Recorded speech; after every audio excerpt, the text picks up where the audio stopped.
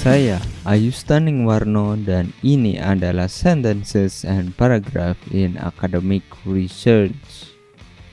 Ini adalah pustaka yang saya gunakan, sebuah buku dari Wildwork tahun 2016, English for Writing Research Papers, second edition.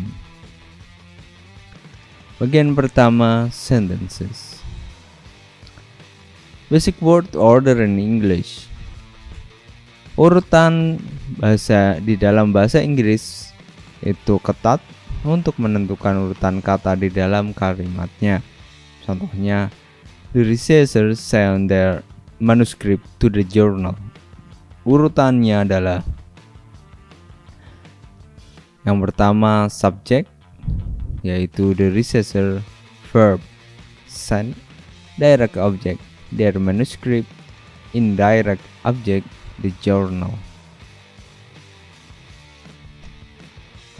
Kuncinya adalah menjaga subjek, verb, direct object, dan indirect object sedekat mungkin. Contohnya di sini, last week the researcher sent their manuscript to the journal for the second time. Kalimat di bawah ini menjadi tidak memiliki urutan yang baik. The researcher last week sent the second time to the journal their manuscript. Jadi lokasi last week dan for the second time itu salah, dan indirect object ada sebelum direct object. Subject before the verb. Subjek di dalam italic di contoh di bawah ini harus ada sebelum verb, sehingga bentuk yang salah. In the survey participated 350 subjects. Bentuk yang benar, 350 subjects participated in the survey.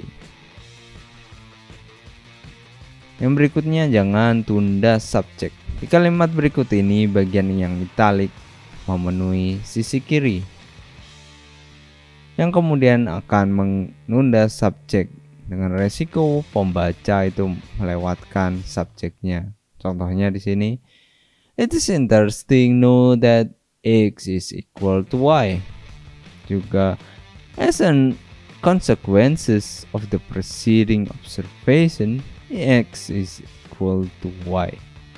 Untuk menghindarinya, perlu delete atau kurangi bagian sebelum subjek tersebut, atau pindahkan linking expression ke belakang, sehingga akan menjadi know that X is equal to Y. Interestingly, X is equal to Y. Juga consequently, X is equal to Y. Atau juga X is thus equal to Y. Menggunakan I di posisi pertama akan menunda subjek asli. Untuk itu dapat digunakan modal verbs, yaitu might, need, should, bila mungkin. Ini contohnya, it is probable that this is due to poor performance. Masih dapat ditingkatkan menjadi this might be due to poor performance. Atau yang lain, it is possible to do this with the new system. Yang dapat dikembangkan menjadi this can be done with the new system. Mendekatkan subjek dan verb. Verb itu mengandung informasi penting. Dekatkan dengan subjek. Segala sesuatu yang menyelingi akan dibaca dengan perhatian yang sangat kurang dan sering dianggap kurang penting. Di sini untuk bagian kiri, memaksa pembaca menunggu verb di akhir, yang merupakan informasi penting itu tertunda. Sedangkan bagian kanan di sini memindah verb ke awal kalimat akan membuat arti kalimat langsung menjadi jelas. Jadi di sini a gradual decline is ingrainability and vigor of the resulting seedling, or higher sensitivity to stresses upon germination and possibility a loss of ability to germinate are recorded in literature. Jadi verbnya di sini are recorded. Nah, untuk itu yang baik itu langsung. There is generally a gradual decline bla bla bla. Jadi di sini penggunaan there is generally itu merupakan verbnya yang dapat menggantikan are recorded in the literature. Hampir mirip dengan contoh berikutnya. People with a high rate of intelligence, unusual ability to resolve problems, a passion for computers, along with good communication skill are generally employed by such companies. Jadi di sini seperti menahan nafas sebanyak kata-kata ini untuk mendapatkan informasi pentingnya are generally employed, sehingga yang lebih baik itu bentuknya menjadi seperti ini. Such companies generally employ people with a high rate of bla bla bla. Hindari memasukkan informasi tambahan tidak penting di antara subjek dan verb. Kalimat menjadi lebih mudah dibaca bila mengalir secara logis, langkah demi langkah, tanpa adanya deviasi. Contohnya di sini, the result after the calculation has been made can be used to determine why. Sehingga ini kurang jelas karena ada berbagai macam sisipan di sini. Sehingga yang lebih benar di sini, after the calculation has been made, the result can be used to determine why. Contoh lainnya yang benar di sini, when the sampling method is possible, it allows us. Yang salah, the sampling method when it's possible is useful because it allows. Jadi saya bisa bilang ini mutar-mutar. Nah, berikutnya jangan pisahkan verb dari direct objeknya. Saat verb diikuti oleh dua objek, letakkan objek langsung. Contohnya the thing given or received. Sebelum objek tidak langsung, the thing it is given to or received by. Konstruksi ini sering ditemukan dengan verb yang diikuti oleh to dan with, associate x with y, apply to x to y, attribute x to y, consign x to y, give x to y, or give y x, introduce x to y, send x to y, or send y x. Contohnya yang benar di sini, we can separate P and Q with this tool. Yang salah, we can separate with this tool P and Q.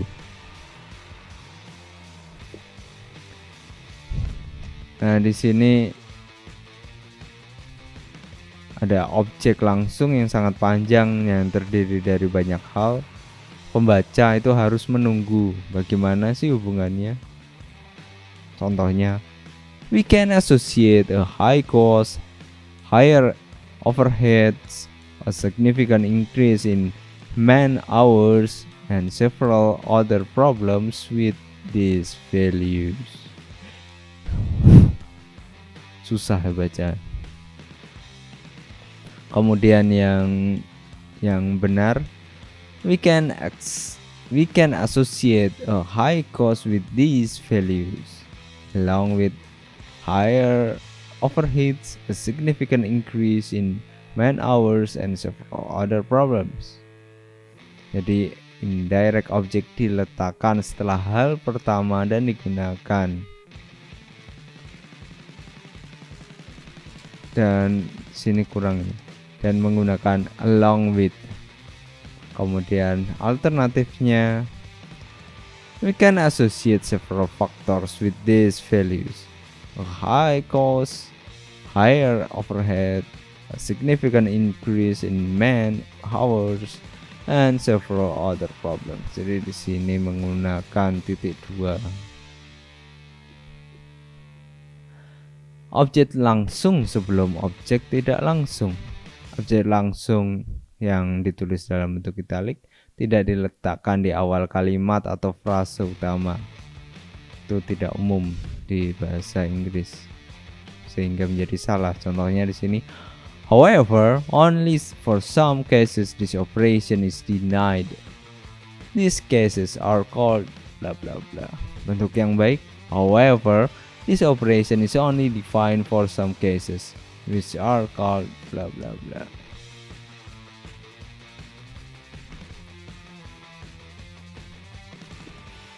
Jangan menggunakan pronoun it, they sebelum dijelaskan itu mengarah kemana.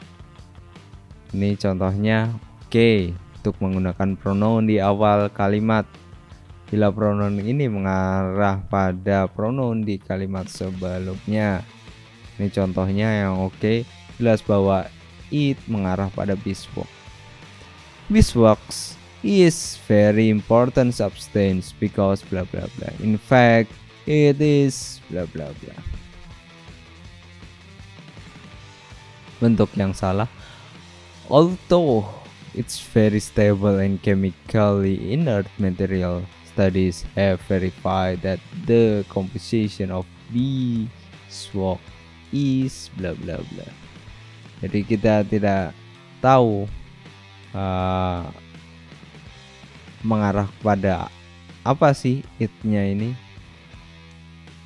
dan harus menunggu sampai akhir untuk tahu itu adalah beeswax. Nah, bentuk yang lebih benar di sini, although beeswax is a very stable and chemical inert material, studies have verified that its component is bla bla bla.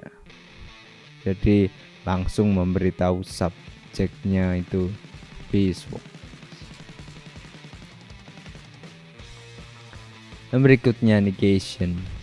No, do not, does not, none, nothing adalah elemen penting dari kalimat, sehingga harus diletakkan seawal mungkin. Ini contohnya yang benar.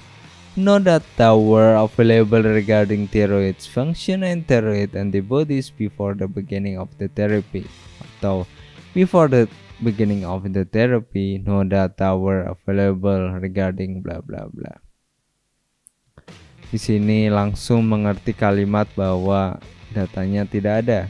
Sedangkan yang salah, data regarding the thyroid function and the thyroid antibodies before the beginning of the therapy were not available.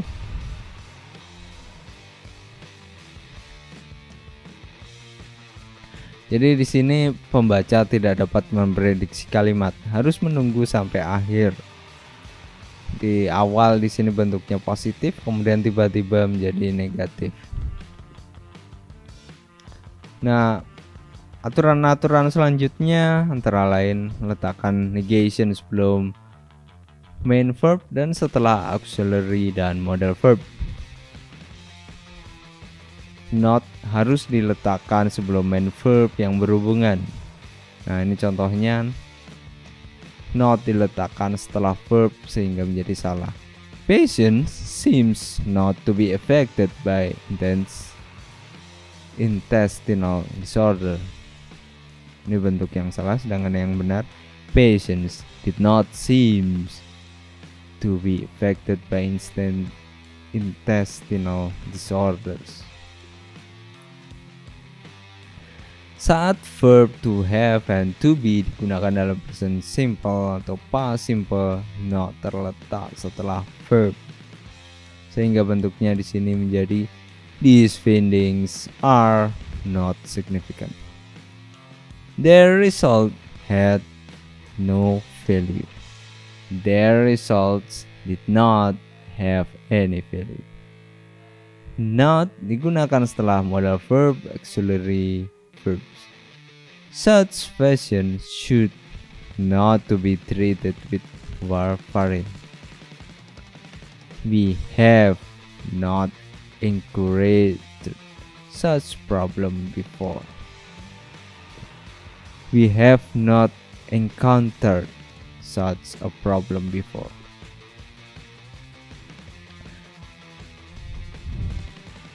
Nah, saat verb to have dan to be digunakan di verb digunakan di present simple atau past simple, not to lokasinya setelah verb. These findings are not significant. Their result had no value. Their result did not have any value. Nah, berikan tujuan sebelum memberikan alasan. Nah, ini yang salah karena harus menunggu informasi hingga akhir. Sedangkan yang benar langsung diberikan. Ini contohnya yang benar. In order to win the game, you need to make the most money. To do this, you need to develop bla bla bla. Jadi tujuannya langsung jelas di depan di sini.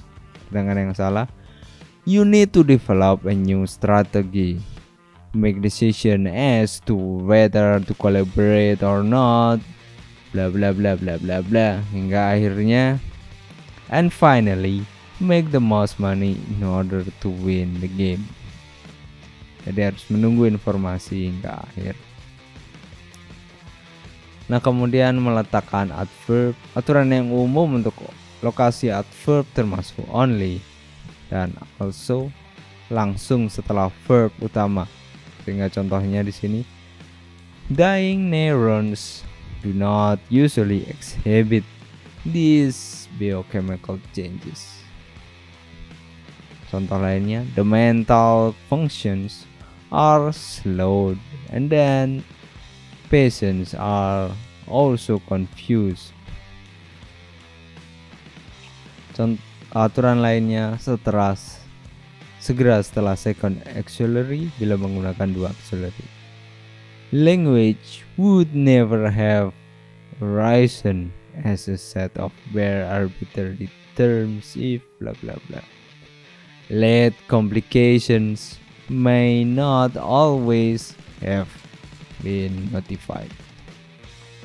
Juga setelah present dan past tense dari to be. Contohnya, the answer of the machine is thus correct.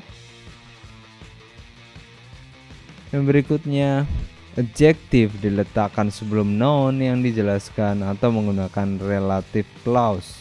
Umumnya adjective terletak sebelum noun yang dijelaskan. Bila mau diletakkan sesudah, maka relative clause digunakan seperti di bagian alternatif ini. Sehingga bentuknya yang benar di sini, this paper is particularly interesting for PhD student. Yang salah, this is a paper particularly interesting for PhD student.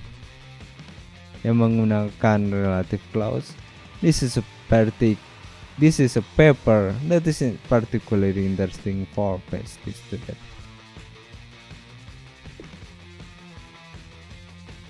Yang berikutnya, tidak meletakkan adjektif sebelum noun yang salah atau di antara dua noun. Sehingga contohnya di sini yang benar, the main contribution of the document. Yang salah, the main document contribution. Yang benar juga, the main interface of the editor. Yang salah, the editor main interface. Yang salah, the algorithm computational complexity. Yang benar, the computational complexity of the algorithm. Nah, berikutnya kita akan membahas bagaimana mengatur paragraf. Ada beberapa aturan. Yang pertama, mengurutkan informasi dengan cara yang paling logis dan sederhana. Sini ada 2 paragraf.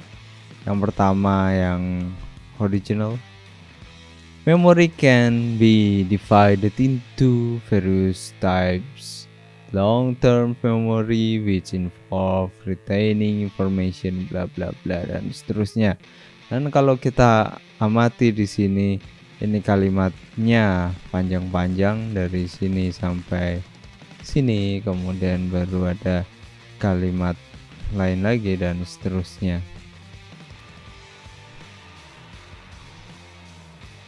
Kemudian ada revisi di sini. Di sini, memory is the capacity to store and recall new information. It can be divided into 2 main types, short term and long term. Jadi di sini kalau kita lihat dia memiliki kalimat yang pendek-pendek. Ini kalimat pertama, ini kalimat kedua, ini kalimat ketiga dan seterusnya. Nah, kemudian kita coba analisis secara lengkap. Di sini untuk yang original, awal kalimat memberikan ilusi jenis-jenis memori yang diberikan dalam urutan logis, tetapi kenyataannya itu hanya acak sehingga sukar diikuti. Sedangkan yang revisi itu menggunakan kalimat yang lebih pendek dan memiliki logika yang lebih baik.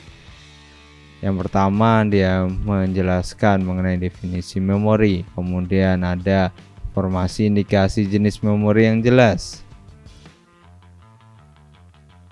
Sedangkan untuk yang original itu hanya banyak jenis, sedangkan yang revisi ada 2 jenis. Kemudian yang untuk RV, short term memory disebutkan dulu karena kemudian akan dijelaskan lebih detail. Kemudian informasi tambahan mengenai short term memory, kemudian masuk ke topik kedua. Kemudian ada fakta menarik mengenai memori. Nah, di sini apabila kita analisis kalimat-kalimat dari RV ini, setiap kalimat meningkatkan informasi yang diberikan kalimat sebelumnya dan pembaca bisa merasakan logikanya. Penulis menampilkan daftar topik di awal paragraf yang akan dibahas kemudian, lalu membahas topik dengan urutan yang sama. Pertama short term memory, kemudian long term. Aturan yang berikutnya yaitu menghubungkan setiap kalimat dari konsep umum ke konsep yang khusus. Masalah dalam menghubungkan kalimat dalam paragraf adalah bagaimana menentukan kalimat yang satu dengan yang lainnya. Contohnya di sini adalah awal paragraf dari sebuah paper polusi tanah. Nah, apabila dianalisis itu ternyata tidak menghasilkan pengaruh kuat karena kurangnya logika antara S3 dan S4. Nah, ini contohnya. The soil is a major source of pollution. Millions of chemicals are released into the environment and ended in soil. The impact of most of these chemicals on human health is still not fully known. In addition, in the soil there are naturally occurring amounts of potentially toxic substances whose fate in the terrestrial environment is still poorly known. Nah, apabila kita analisis untuk yang S1 itu memiliki topik kalimat the soil, sedangkan S2 itu lebih spesifik dalam membicarakan jumlah polusi. Sedangkan S3 melaporkan pengaruh bagi bahan kimia yang disebutkan di S2, tetapi S4 itu melanjutkan logika dari umum ke khusus, tetapi meletakkan soil kembali sebagai topik. Kalimat ini akan cocok untuk menggantikan S4 karena melanjutkan logika S1 hingga S3. There are also naturally occurring amount of potentially toxic substances in soil. Phosphate in the terrestrial environment is still poorly known. Sehingga rumusnya di sini satu, topik utama soil, mengenalkan subtopik 1. Subtopik 1 dispesifikasikan dengan mengenalkan subtopik 2. Subtopik 2 dispesifikasikan dengan mengenalkan subtopik 3. Kemudian aspek lanjutan atau yang berhubungan dengan subtopik 3 dikenalkan mengenai subtopik 4 dan seterusnya. Nah, juga jangan memberikan banyak informasi di awal sebelum informasi utama. Contohnya di sini, jangan memberikan banyak informasi awal sebelum informasi utama. Ini contohnya yang S1 membutuhkan banyak usaha untuk dibaca. Ini contohnya, considering that peach skin is particularly rich in antioxidant. Figure 1A, 1B, 2A, 2B positively react to UVB radiation at the end of post-harvest by increasing antioxidant activity. Bla bla bla dan seterusnya. Nah, ini menjadi susah karena kalau kita amati ternyata satu contoh ini adalah satu kalimat. Nah, untuk itu ada solusi dengan memecah kalimat menjadi 3 sehingga mudah dimengerti tanpa harus dibaca ulang. Ini contohnya yang lebih baik. Peach skin is particularly rich in antioxidant and react positively to UVB radiation at the end of harvest by increasing antioxidant activity. Unlike the flesh, the skin is directly exposed to beta UVB radiation under natural condition. Consequently, the study of free radical generation was performed on peach skin. Kemudian aturan berikutnya yaitu memulai setiap paragraf dengan kalimat topik kemudian dikembangkan. Bila mungkin gunakan kalimat penutup yang pendek sebagai kesimpulan. Kemudian bergerak dari umum ke khusus. Jangan dicampur. Selalu gunakan urutan logis dan konsisten, tidak maju dan mundur. Nah, di sini ada contoh-contoh frase yang mengindikasikan di mana harus membuat kalimat baru atau paragraf baru. Di sini ada berbagai jenis frase dan fungsinya. Yang pertama, in order to do this, to end this, with this mind. Kemudian juga ada then, following this, afterwards. For example, in addition, on the other hand, due to, thus, this meant that. Figure 1 shows firstly, secondly, finally.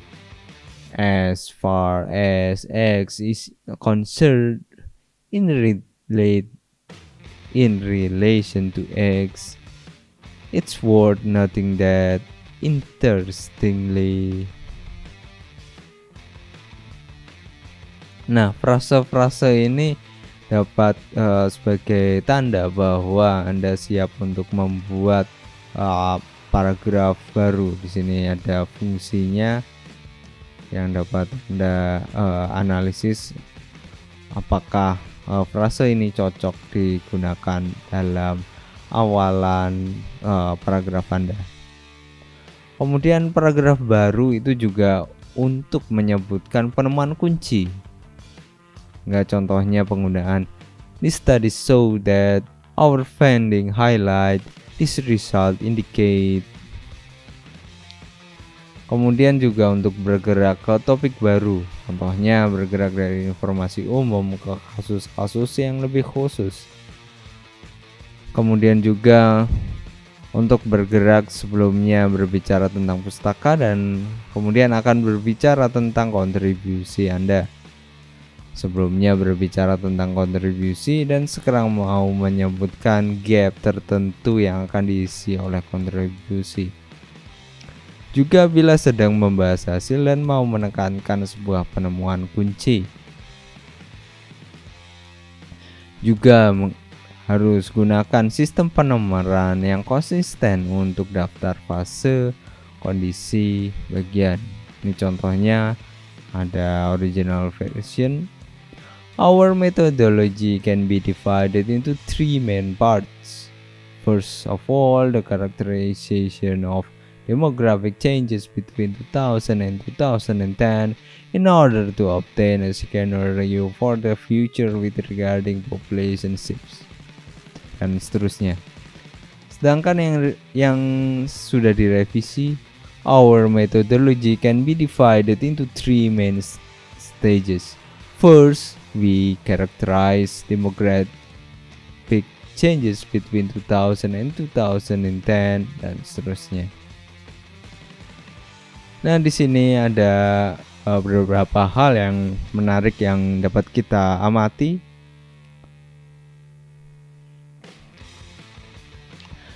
Nah, di sini ada beberapa hal yang menarik yang kita dapat amati. Untuk sisi kiri yang sisi original itu sedikit menyesatkan.